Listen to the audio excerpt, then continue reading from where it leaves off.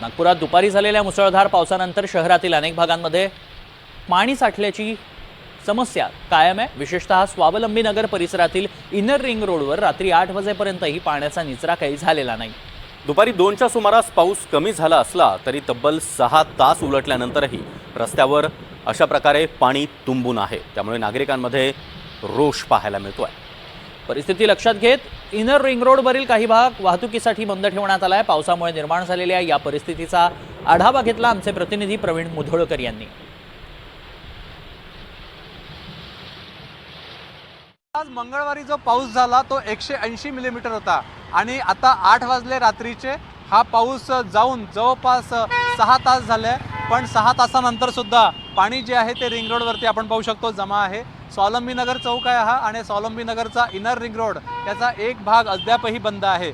नागपूर शहरामध्ये जे रोड्स तयार केले जातात त्याच्या शेजारी drainage line storm water drainage त्याला म्हणतात, पावसाळी नाल्या त्या व्यवस्थित नाही आहे आणि त्या बुजल्या आहे असा आरोप वेळोवेळी होतो। पण आता या पावसामुळे हे खरं आहे असं पुढे येत आहे। त्यामुळे जवळपास 6 तास होऊन सुद्धा अद्यापपर्यंत हे पाणी जे आहे हे याचा निचरा झालेला नाही आहे। त्यामुळे हे पाणी जर अजून काही वेळ राहिलं तर रस्तासुद्धा खराब होऊ शकतो, कारण की सिमेंट आणि डांबरावरती असं पाणी जर साठून राहिलं तर रस्ते खराब होऊ शकतात।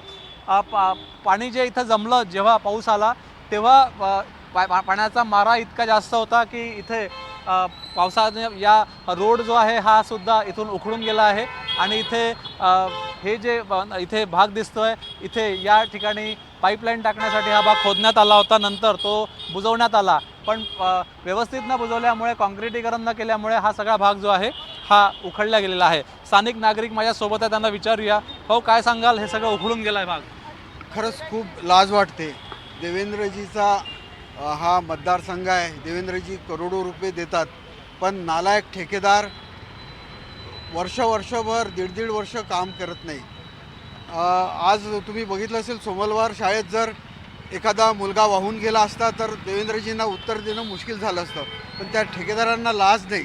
आज बघा पाऊस थांबून जवळजवळ एक 4-5 तास झाले तरी अजूनही पडोळे चौकात पाणी आहे। म्हणजे याचा अर्थ यांनी जे पंप बसवले आहे खोटे आहे, फक्त कागदावर आहे।